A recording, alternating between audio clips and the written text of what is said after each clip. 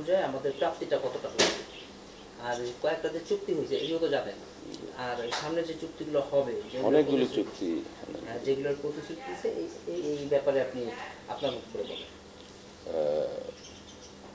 দেখেন, investment summit, যেটা Bangladesh investment summit নামে প্রথমবারের মতো এই দেশে আমাদের বাংলাদেশ ইনভেস্টমেন্ট ডেভেলপমেন্ট অথরিটি, আমাদের যিনি এখন আমাদের প্রধান উপদেষ্টা ডক্টর মোহাম্মদ ইউনূস, আমার কাছে মনে হয়েছে এটা একটা স্বপ্নের মতো একটা বিষয়।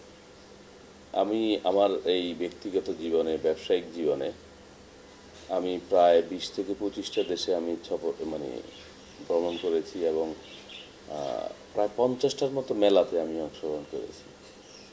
কিন্তু এটা যে এদেশে সম্ভব করা, এই যে গ্যাদারিং 550 থেকে 600 এখনও কিন্তু আসছে প্রতিনিয়ত, বিদেশিরা আসছেন আমাদের কাছে।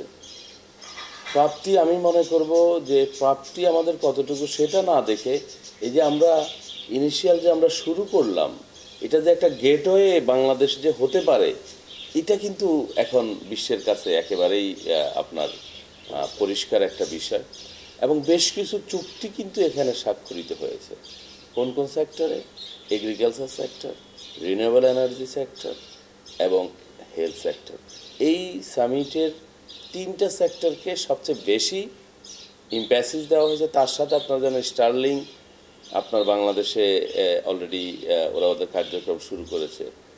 এটাও আমাদেরকে ইনফরমেশন টেকনোলজিতে অনেক দূরে এগিয়ে নিয়ে যাবে। আমি খুব চমৎকৃত হয়েছিলাম যখন স্টারলিংকে আমার মোবাইলে আমি আপনার ডাউনলোড করে 3 মিনিটের মধ্যে 5 মিনিটের একটা জিনিস, আমি সত্যি আপনাকে একটা কথা বলি, আমরা যদি ভিশনারি না হই এবং আমরা যদি স্বপ্ন না দেখি, মানুষ কিন্তু তার স্বপ্নের থেকেও বড়।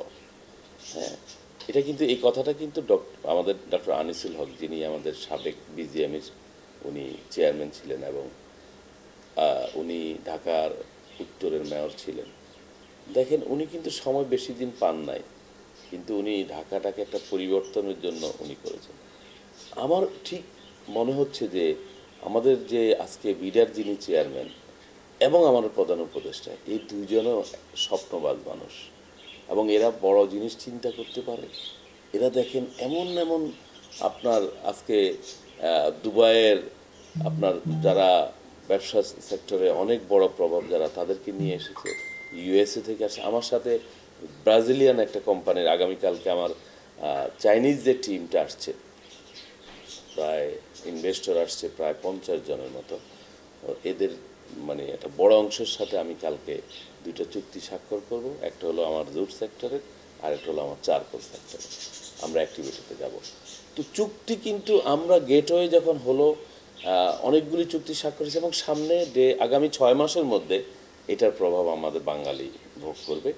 এবং আমি আপনাকে একটা কথা বলি, এই দেশের যদি এই স্থিতিশীলতা ধরে রাখা যায় এবং এই মননের যারা, তাদেরকে যদি সামনে রাখা যায়, এটা সিঙ্গাপুর হতে খুব বেশি দিন দেরি নেই, এটা মালয়েশিয়া হতে কারণ মালয়েশিয়া কিন্তু মাহাতির মতো একটা লোকের স্বপ্নে কিন্তু মালয়েশিয়া সংগঠিত হয়েছে।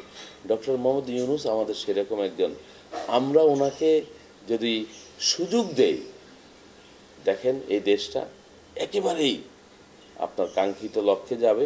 এবং দেশের যে কর্মসংস্থানের সবচেয়ে বড় প্রবলেম, আমরা সবাই পড়াশোনা করে আমরা ভাবি যে আমি একটা ভালো চাকরি করব, কিন্তু আমি মনে করি চাকরি কেন আমরা করব, আমরা চাকরি দিব। আমার ব্যক্তিগত জীবনে আমি চাকরি দিয়ে শুরু করেছিলাম, কিন্তু আমার বাবা ব্যবসা করতেন। আমি বলছি না, আমি আর চাকরি করব না, আমি চাকরি দিব। আমি ছোট ছোট জুট সেক্টরে কাজ করে আমার 400 লোককে আমি কর্মসংস্থান করেছি। 50 থেকে 60 জন আমার কর্মকর্তা আছে, আলহামদুলিল্লাহ। এই 400 লোকের মুখের যখন আমি তাকাই, আমি নিজেকে সফল মনে করি এবং সামনের সফলতা আরও কীভাবে এদেশের মানুষকে ইনভলভ করা যায়, শিল্পকে কীভাবে ফ্যাসিলিটেট করা যায়, সে কাজই করে যাচ্ছে। এই সম্মেলনের মাধ্যমে আপনার কাছে কি মনে হয়েছে যে আর কি হয়ে ভালো হতো? হ্যাঁ, আমাদের প্রস্তুতিতে আপনার আমি বলবো যে অর্থাৎ এত অল্প সময়ে এতজন লোক আসছেন, প্রত্যেককে আমরা অ্যাটেনশন দিতে পারি নাই। এখানে যদি ব্যবসায়ীদের আরও বেশি ইনভলভ করা হতো, তাহলে কি হতো, সেক্টরাল ওয়াইজ যদি ব্যবসায়ীদেরকে কানেক্ট করে দেওয়া হতো তাহলে কিন্তু এটা সাকসেসটা আরও ভিন্ন রকম হতে পারতো। যেমন আপনি গার্মেন্টস সেক্টরকে আলাদা করে দেওয়া, যদিও গার্মেন্টসের জন্য আলাদা করা হয়েছে, যেমন আপনার জুট সেক্টর আছে, আমাদের কতগুলি অপ্রচলিত শিল্প এখন আছে, আপনার এই কৃষি। বিষয়ে আমি আপনাকে একটু ইন্টারফেয়ার করি এখানে। আমাদের এই সামিটে এই 4 দিনই আমি ছিলাম। জি, এই আমি কিন্তু এখানে জুট নিয়ে কোনো কথা বলতে শুনি। না জুট আপনার টেক্সটাইলের সাথে যখন কথা বলছে, টেক্সটাইল টেক্কান এই ব্যাপারে আমি আপনার দক্ষিণবঙ্গ নিয়ে কোশ্চেনে করছি যে আমাদের বাংলাদেশে শুধুমাত্র যে চিটাগং এবং ঢাকা কেন্দ্রিকে যে আপনার এই ইনভেস্ট আসবে এটা তো ঠিক না, কারণ আমাদের বাংলাদেশ তো এই 2টা ডিভিশন থেকেও বাইরে আরও 6টা ডিভিশন আছে। আমি আপনি যেটা বলছেন এটা এই যে আমরা জানতাম না যে কোন লোকটা জুটের জন্য আসছে, কোন লোকটা গার্মেন্টসের জন্য আসছে, কোন লোকটা সেগ্রিগেটেড করা, সেক্টর ওয়াইজ করা। আমি সেই কথাটা বলছি। আমি কিন্তু জুটের লোকের সাথেই মিটিং করেছি এবং আগামী কালকে আমার 25 জনের মতো ইনভেস্টর যারা এই সেক্টরকে করবে তাদের সাথে আমার কালকে আমি মিটিং। যেটা ফিল করছি আপনার এখানে যেহেতু আপনার ঢাকার আশেপাশে হচ্ছে আপনার গার্মেন্টস কেন্দ্রিক একটা ভালো একটা পজিশন, চট্টগ্রামে আপনার ইপিজেড আছে, সেখানেও গার্মেন্টস প্লাস আরো অনেক প্রোগ্রাম এই হেভি শিল্পী, মাঝারি শিল্পী, ক্ষুদ্র কিন্তু শিল্প। আমাদের দক্ষিণ অঞ্চল যেটাকে আমরা বলি এটা হচ্ছে আপনার খুবই বলা হয় পটেনশিয়াল, হেভি ভারী জুটের জন্য এটা পটেনশিয়াল পটেনশিয়াল। পটেনশিয়াল এবং ওইখানে সবথেকে বেশি পাট হয় হচ্ছে আমাদের দক্ষিণে আমাদের আমি আপনাকে বলি পাটকে নিয়ে তো আমরা ষড়যন্ত্রের শিকার, এটা আমি কিন্তু আপনার সাথে এই জন্য আমি আপনাকে বললাম যেহেতু যে আপনার জুট সেক্টরকে এখানে ইগনোর করা হয় না। দেখেন আমার কথা হলো আজকে এই বেইজিং থেকে এই টিম যদি এদেশে না আসতো তাহলে আমি জুট সেক্টর নিয়ে এই যে আমরা যে কমপ্লেনটা করছি সেটা কমপ্লেন করারও সুযোগ থাকতো না। আমি কিন্তু পেয়েছি যারা অ্যাগ্রোভেজের কারা কোন ধরনের করবে। আমি যে এই জন্যই বলেছিলাম যে ব্যবসায়ীদেরকে যদি আজকে বিসিসিআই যদি কি হতো অ্যাক্টিভ থাকতো তাহলে কিন্তু বিডা এবং বিসিসিআই একসাথে কাজটা করতে পারত। তখন বিডা কিন্তু জানে না যে আবুল হোসেনকে, বিডা কিন্তু জানে না আতিকুর রহমানকে, বিডাকে তো বুঝাইতে হবে বিসিসিআইকে।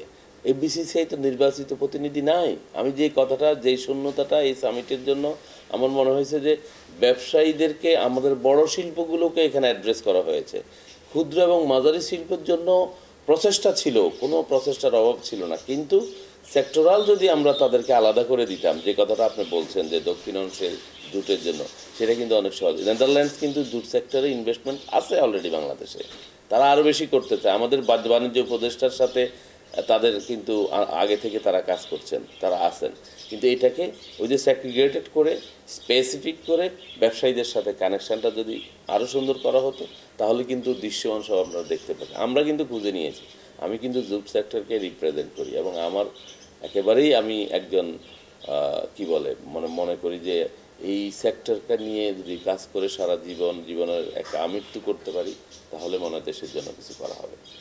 আমার কাজ